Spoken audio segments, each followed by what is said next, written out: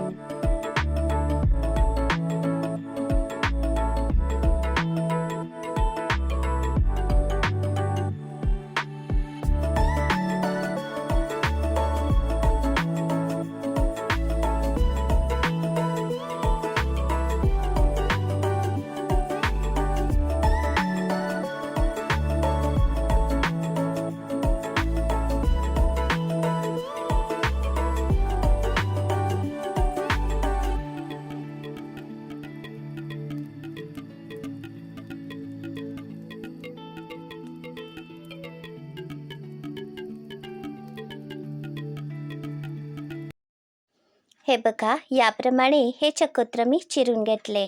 आता आपण याच्या पाकळ्या काढूया. हे फळ चवीला थोडेसे तुरट, थोडेसे कडवट असे असते.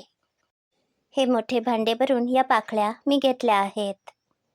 यामध्ये एका डाळिंबाचे दाणे घालते.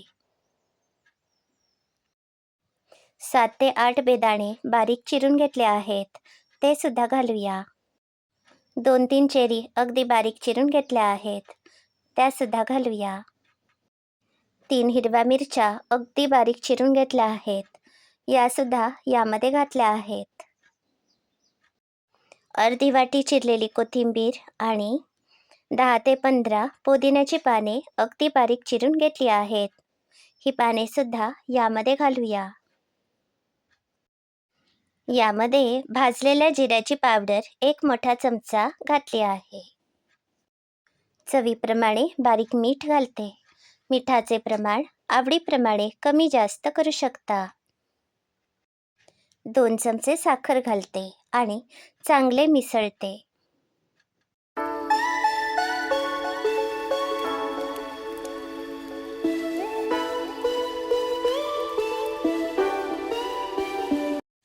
हे भांडे लहान असल्यामुळे नीट मिसळता येत नाहीये, त्यामुळे या भांड्यात मी घालते. आता चांगले सरमिसळ करते.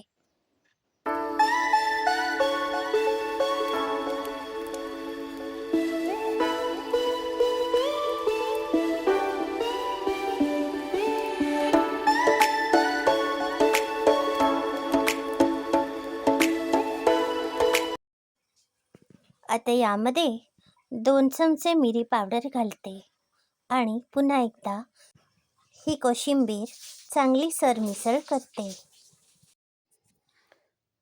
आज या कोशिंबिरीत मी दही घालणार आहे. घरातील काही जण दही खात नाहीत, त्यामुळे मी एका वाटीमध्ये थोडीशी ही कोशिंबीर बाजूला काढते आणि शिल्लक राहिलेल्या कोशिंबिरीमध्ये 1 वाटीभर दही घालते. तुम्हाला या कोशिंबिरीत दही आवडत असेल तर घालू शकता, नाही आवडत तर नाही घातले तरी चालेल. आता आपली पपनसाची म्हणजेच चकोत्राची कोशिंबीर तयार आहे. ही पटकन तयार करता येते. ही तुम्ही जेवतेवेळी तोंडी लावणे म्हणून तयार करू शकता. आजची रेसिपी तुम्हाला कशी वाटली याचा अभिप्राय नक्की कळवा. अशाच सहज सोप्या रेसिपी बघण्यासाठी माझ्या चॅनलला नक्की भेट द्या. याबरोबरच माझे चॅनल सबस्क्राईब करा, शेअर करा. धन्यवाद.